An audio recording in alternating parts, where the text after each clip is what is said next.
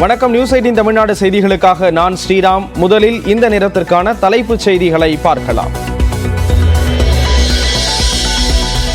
Group 2 கலந்தாய்வுக்காக நூற்றுக்கணக்கானோர் ஒரே நேரத்தில் சென்னையில் குவிந்ததால் பரபரப்பு.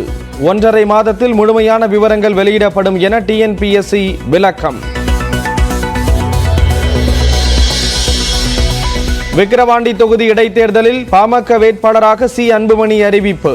பாமகவில் மாநில துணைத் தலைவராக உள்ளார் சி அன்புமணி.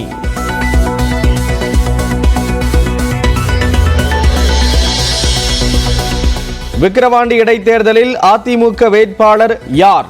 மூத்த நிர்வாகிகளுடன் எடப்பாடி பழனிசாமி ஆலோசனை.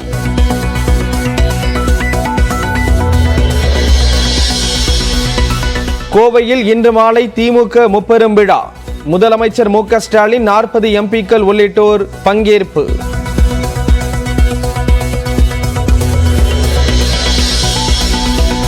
குறுவை சாகுபடி தொகுப்பு அறிவிப்பு ஏமாற்று நாடகம் என எதிர்க்கட்சி தலைவர் எடப்பாடி பழனிசாமி சாடல். தண்ணீரே இல்லாத நிலையில் விவசாயிகள் விதை நெல்லை வாங்கி என்ன செய்வார்கள் என கேள்வி. பரந்தூர் விமான நிலையத்திற்கு எதிரான ஏகனாபுரம் கிராம மக்களின் போராட்டம் 700வது நாளாக நீடிப்பு. தமிழ்நாட்டை விட்டு வெளியேறி ஆந்திராவில் குடியேற போராட்ட குழுவினர் முடிவு.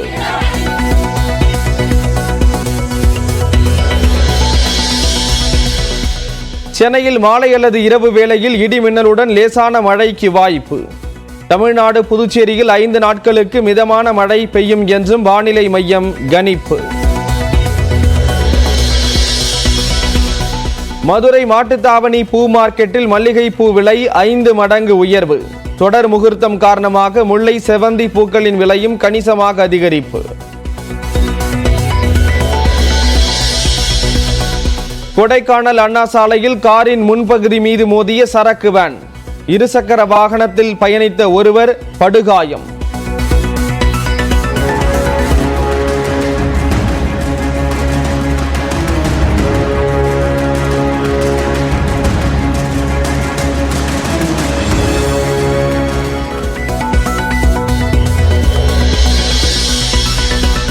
தமிழ் மொழிக்கான பால புரஸ்கார் விருது எழுத்தாளர் யூமா வாசுகிக்கு அறிவிப்பு. விஷ்ணு வந்தார் சிறுகதை நூலுக்காக இளம் எழுத்தாளர் லோகேஷ் ரகுராமனுக்கு சாகித்ய யுவ புரஸ்கார் விருது.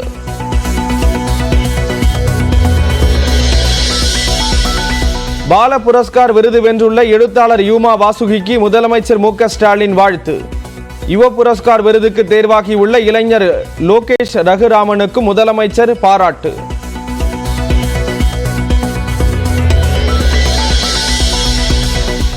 மஞ்சுமல் பாய்ஸ் படத்தின் லாபத்தில் 40% தொகையை வழங்க கோரி தொடரப்பட்ட வழக்கு.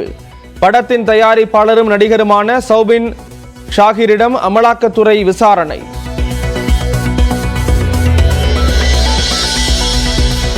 மண்டபம் அருகே நடுக்கடலில் படகு மூழ்கியதில் 2 மீனவர்கள் உயிரிழப்பு. காணாமல் போன மற்றொருவரை தேடும் பணி தீவிரம்.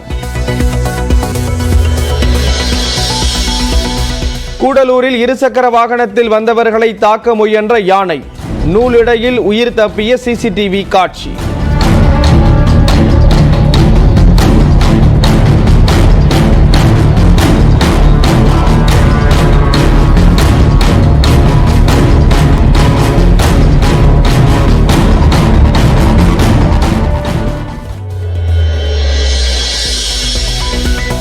சத்தீஸ்கரின் நாராயண்பூர் மாவட்டத்தில் பாதுகாப்பு படையினருடன் துப்பாக்கிச் சண்டை. என்கவுண்டர் செய்யப்பட்ட 8 நக்சலைட்டுகள்.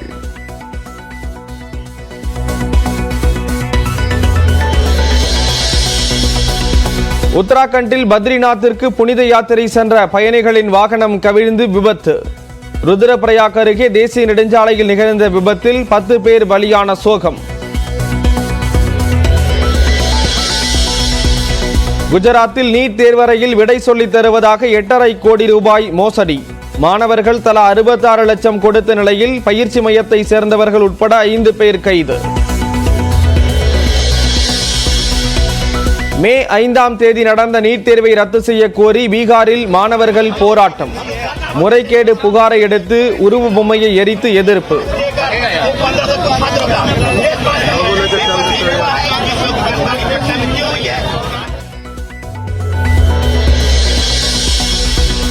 அமெரிக்காவில் உள்ள பொழுதுபோக்கு பூங்காவில் ராட்டினத்தில் திடீர் கோளாறு, அந்தரத்தில் அரை மணி நேரம் தலைகீழாக தொங்கிய சுற்றுலா பயணிகள்.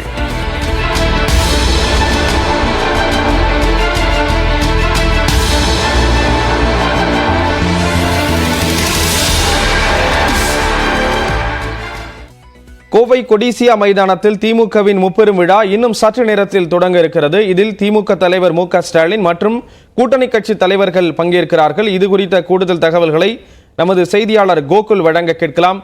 கோகுல், என்னென்ன ஏற்பாடுகள் செய்யப்பட்டிருக்கு? இந்த முப்பெரும் விழாவில் யாரெல்லாம் இதில் பங்கெடுத்துக்க இருக்காங்க?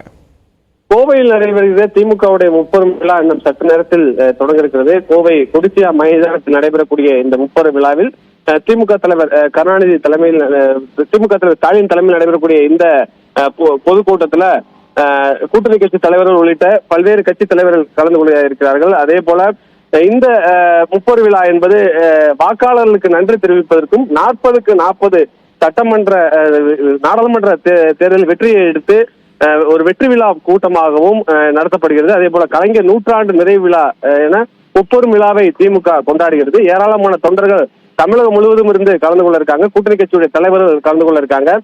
முன்னதாக கோவை வந்த முதலமைச்சர் மு.க.ஸ்டாலினுக்கு உற்சாகமான ஒரு வரவேற்பு அளிக்கப்பட்டது.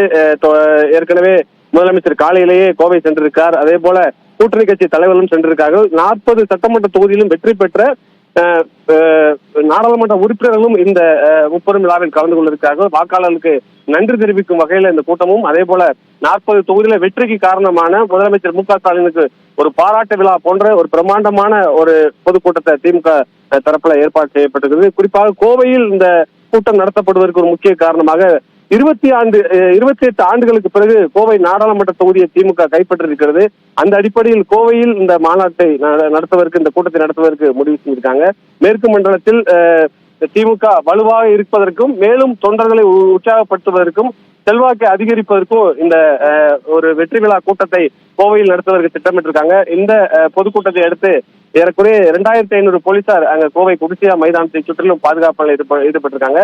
போக்குவரத்து மாற்றங்களும் செய்யப்பட்டிருக்கிறது. இன்னும் சற்று நேரத்துல இந்த பொதுக்கூட்டமானது தொடங்க இருக்கிறது. திமுக தலைவர் ஸ்டாலின் மற்றும் கூட்டணி கட்சியுடைய தலைவர்கள், அமைச்சர்கள், சட்டமன்ற நாடாளுமன்ற உறுப்பினர்கள், திமுகவுடைய மாவட்ட செயலாளர்கள் உட்பட தமிழகம் முழுவதும் இருந்து ஆயிரக்கணக்கான திமுக தொண்டர்கள் இந்த முப்பெரும் விழாவில் கலந்து கொள்ள இருக்காங்க. தற்போதைய தகவல்களுக்கு நன்றி கோகுல். தென்மேற்கு பருவமழை தொடங்கிய நிலையில் சென்னையில் 38 டிகிரி செல்சியஸ் வரை வெப்பநிலை பதிவாகும் என தனியார் வானிலை ஆய்வாளர் ஸ்ரீகாந்த்